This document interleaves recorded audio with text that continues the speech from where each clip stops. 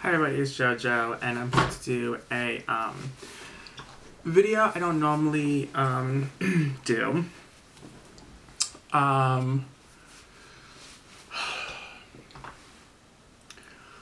don't even know how to discuss this or where to even begin with this because it's something that is not easy to talk about. Like, it's something that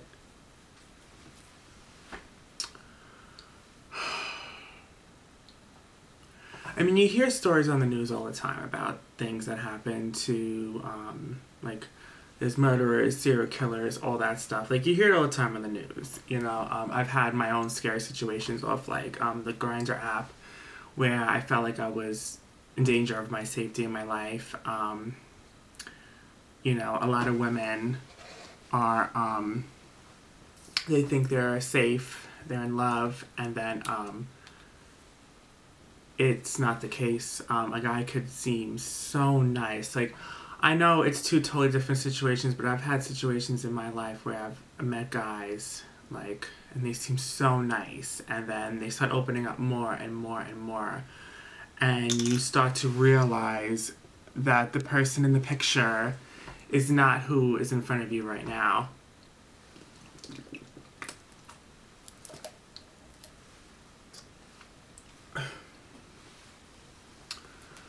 So, I had no idea about this case. This happened actually 2 years ago.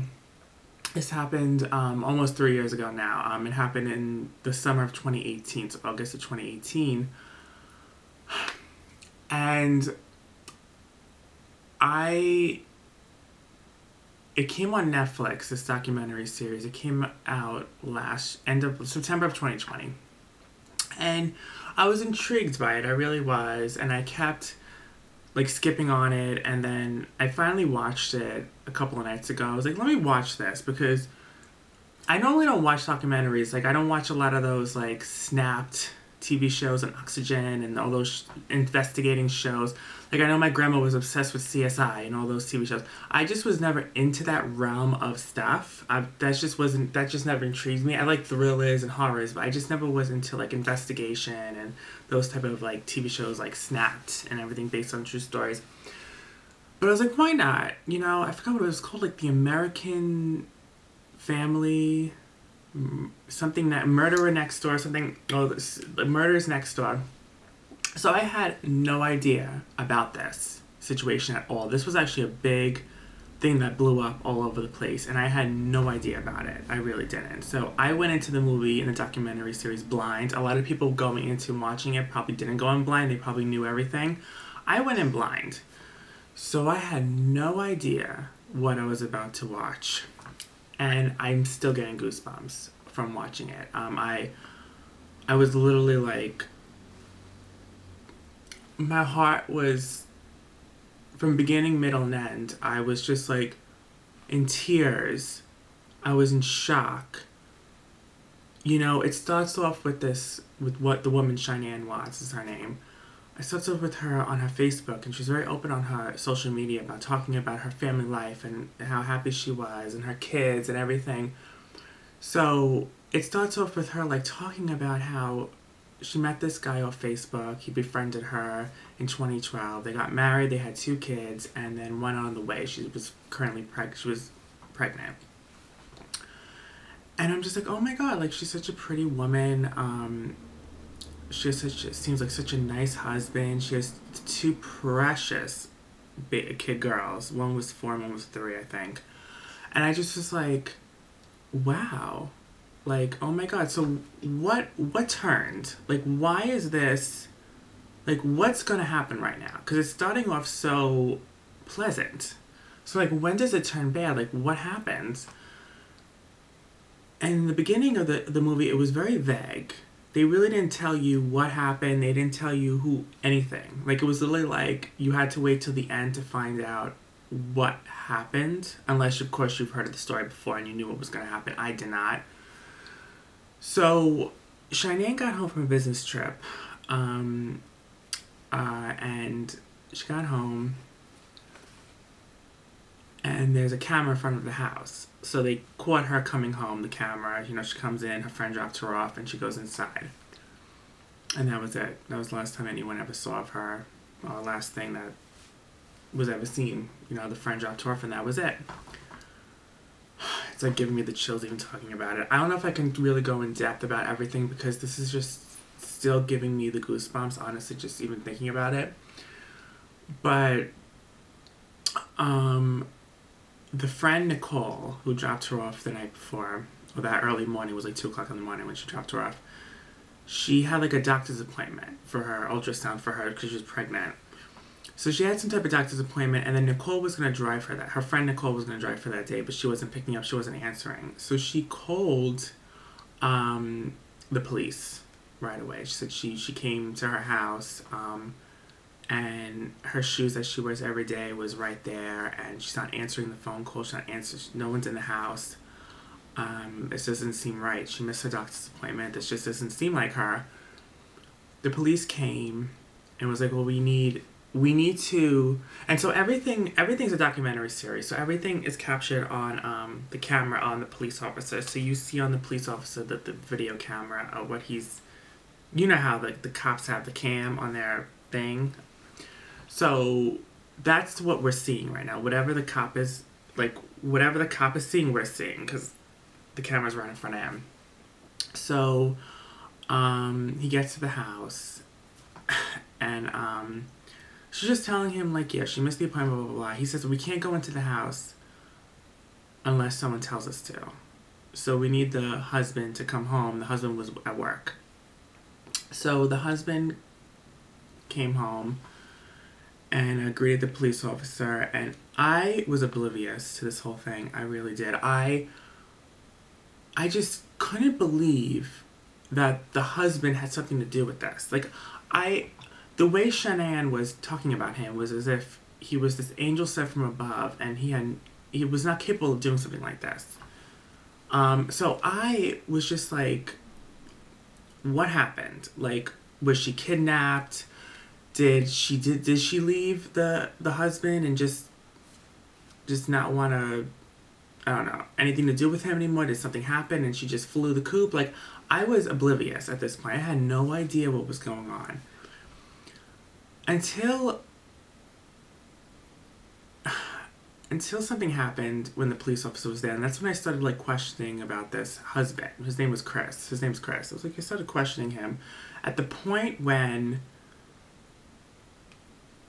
they're in the neighbor's house, and then they're watching the camera, because the neighbor has a camera in front of his house, a surveillance camera. So they caught, he would catch if Shannan left with the kids throughout the day. Like, he would have caught it on the camera. And he only saw Chris leave for work that morning on the camera. That's all the camera caught. No one else left or entered that house, other than him leaving for work at like 5:30 in the morning. While he was watching the surveillance camera at the neighbor's house, the way he was acting, you know, you don't need to be a body specialist to really see that there's something very wrong with him, and there was something, he wasn't worried for, oh, where's my wife, where's my kids? He seemed more like nervous. Like, he had something to do with this, and they're onto him, and they might catch something in the camera, on the neighbor's camera, that he didn't want them to catch. That's the way it looked. And then once he left, he even told the neighbor told the police officer, like, he seems odd. Like, if anyone knows this guy, he doesn't seem like this. He's shaking, he's rocking back and forth, he's putting his hand over his face, he seems really anxious and nervous. He doesn't seem like himself. And the police officer was like, well, you know, you have to see that, you know, he did, you know, his wife and his kids are missing, so maybe he's just nervous. But I don't think the police officer was buying it either. I think the police officer knew that he had to act like he wasn't onto this guy, because he didn't want to make it seem like he was onto him. Because I feel like at that point, if this guy Chris knew that the police was onto him, he might have found a way out. Like, would have ran away or something. So he had to make it seem like he wasn't, but it was just so obvious that there was something wrong with this guy that he had to have had something to do with this.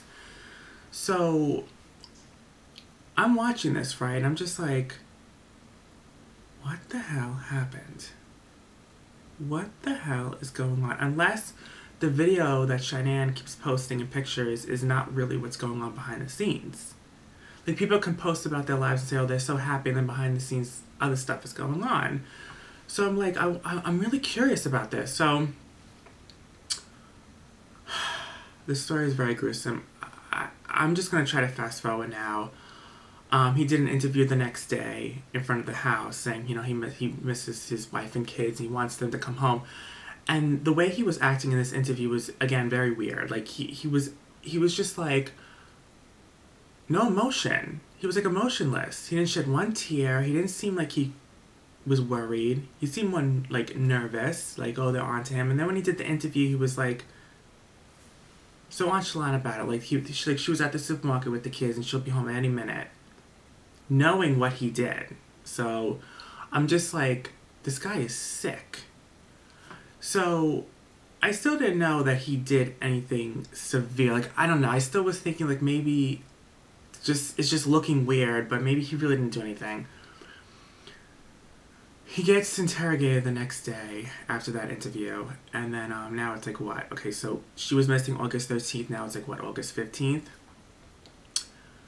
And he goes, and hours, they're interrogating this guy, this husband, and they give him a lie detector test, and he failed. He failed for not knowing where the kids were. He failed for not having any involvement in what happened to Shannan. He failed the whole thing.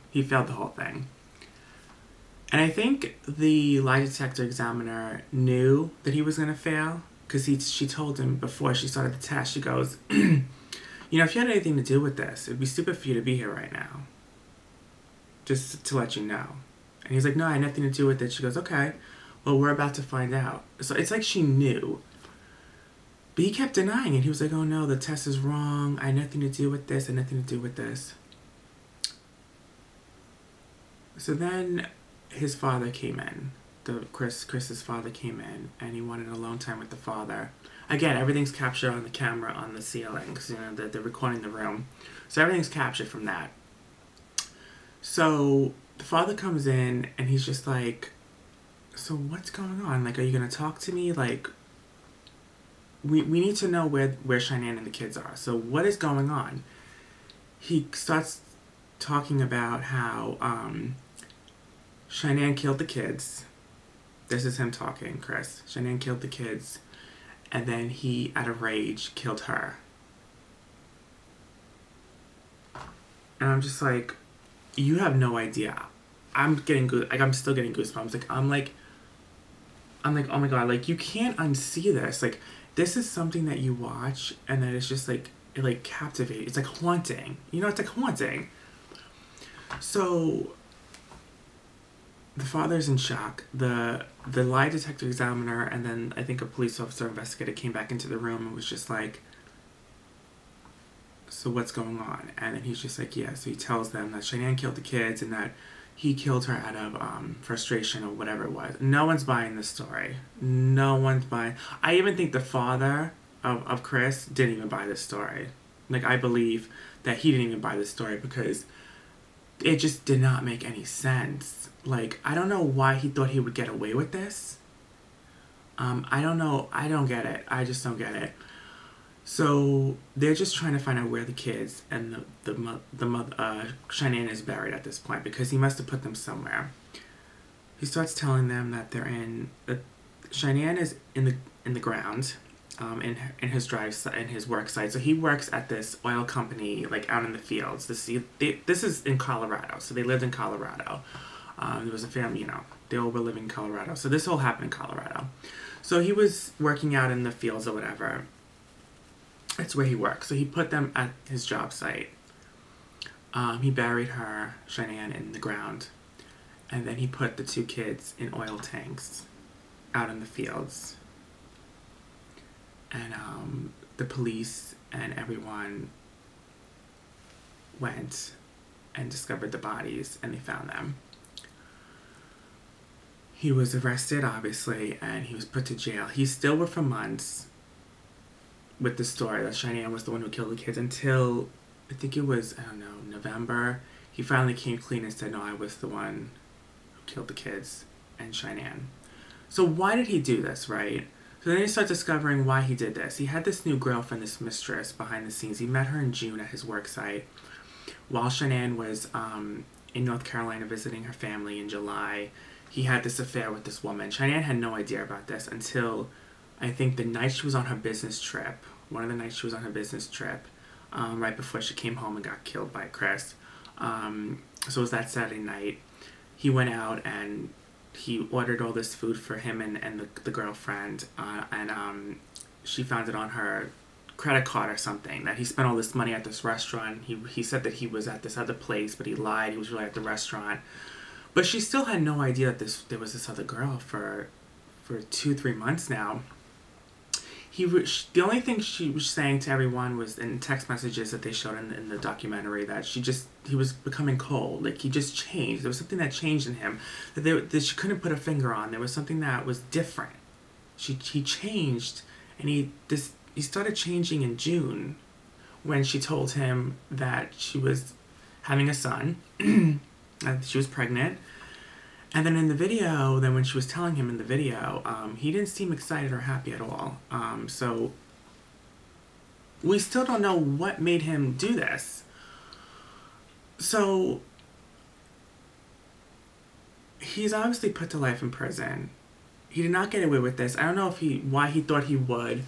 I think he didn't expect the friend Nicole to call the police so soon. I think that he was going to get, if the friend did not call the police, in his mind, he thought maybe, okay, I'll come home from work at 1 o'clock in the afternoon. I'll clean up whatever I needed to clean up. So basically, what was there in the house that he didn't have time to clean up, because Nicole, like, the friend called the police right away. Like, she was not playing games. Like, she called the police right away. So he didn't have time to come home and clean up anything. So what they found was her purse on the table. She found the phone. They found her medicine, the EpiPen for the kid because she had an allergy. She never left the house with any of this stuff. The sheets were torn off the bed. He wrapped her in a sheet and buried her in a sheet. So it was a lot of things that were not making any sense, and a lot of things that were just like, okay, like, she's not in the house, so where is she? It was like she vanished out of thin air. It didn't make any sense. So, he came clean and then, like a year or so later, because this happened again in the summer of 2018, the mistress came forward and said, listen, I had no idea that they were still married. He said he was going through a separation. I call bullshit. She was Googling Shannan. They found her Google records. They Googling wedding dresses, Googling Shannan, Googling everything. She knew she was pregnant. She knew all this. I think that she did not want him to have kids or want him to be married. She wanted him to end all connections with him, his kids, and the wife.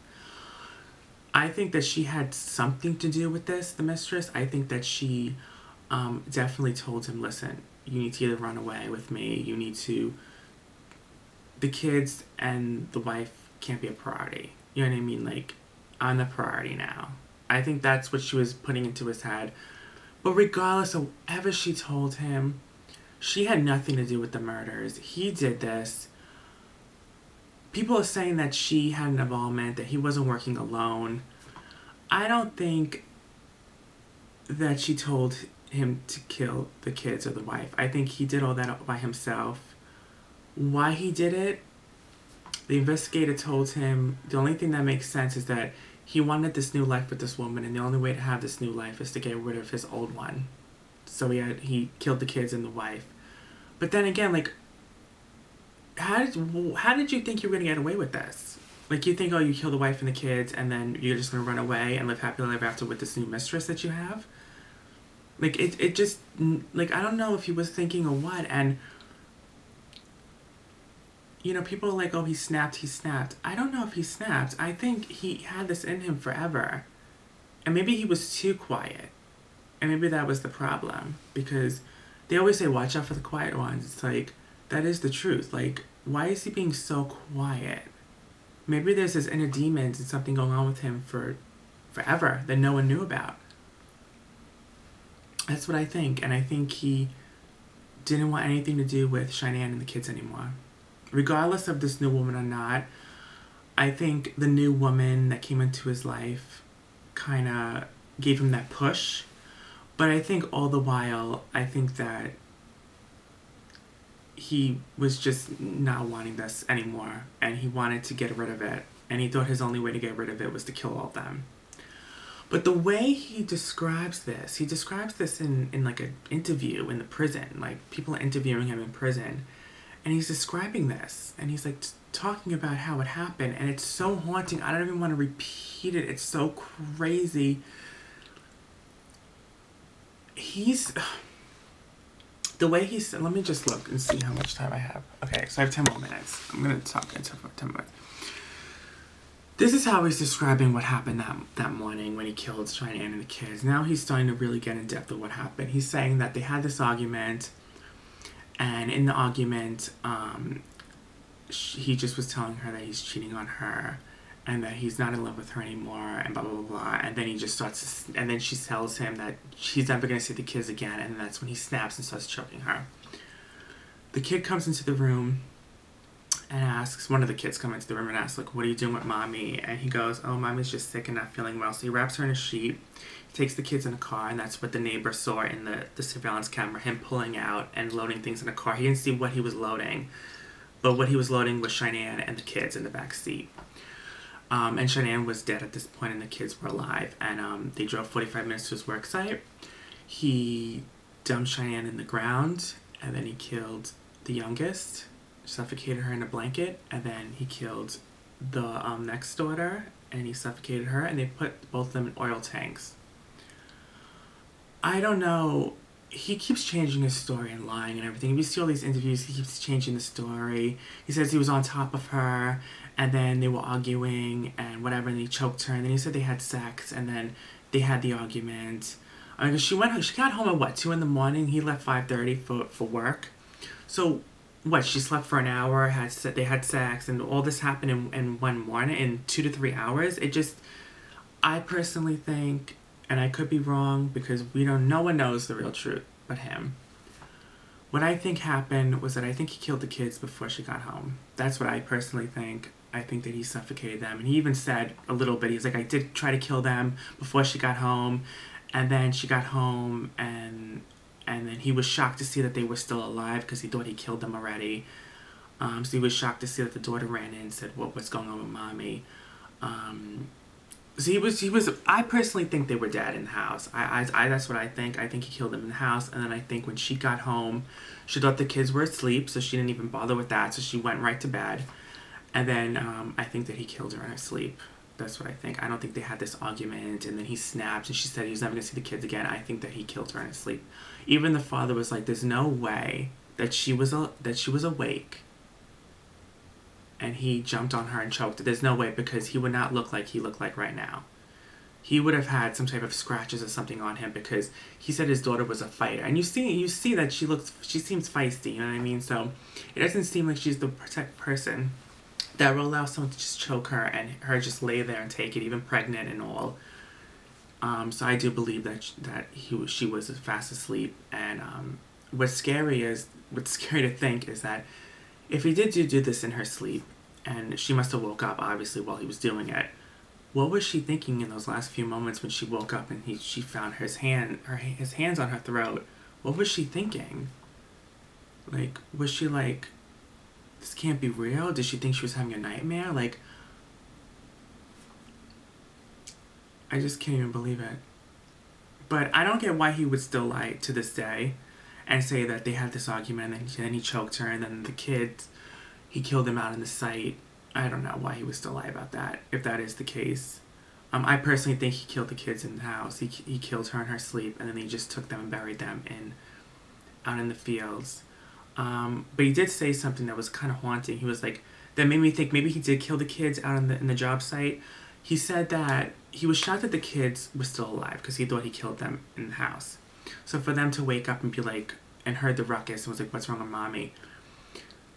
So that makes me think maybe they were alive when they left the house, but I can't see them not screaming or putting up a fuss or being like, "What the hell?" Like I know they were so young, but like, how are they sitting in that car with their dead mother on the ground, in the car seat, driving 45 minutes, and them just sitting in the car in the back seat? I mean, I know they were so young, but I just couldn't. I couldn't do it. I would try to run away, or I don't know.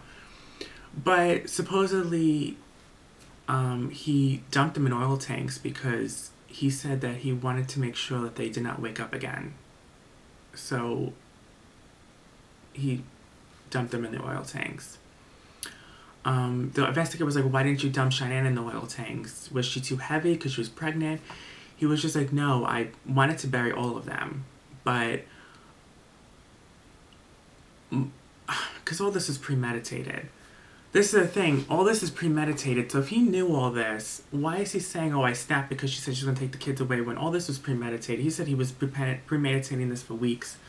So it's just all so crazy. It really is. It's so, like, it puts the hairs on my back stands up. You know what I mean? It gives me the most shivers up my spine. It's just like, you thought you killed your kids in the house, so then you kill them again out on the job site.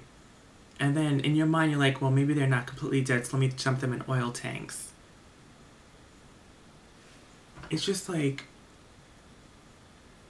this all was so premeditated. It's like, when did you start premeditating this? Like, I don't get it. Like, was it the new mistress? Maybe did he not? I don't understand any of it. It still does not make any sense to me. It really does not. Why he did this, I mean, it really doesn't make any sense. I mean, I'm gonna just stick with my story.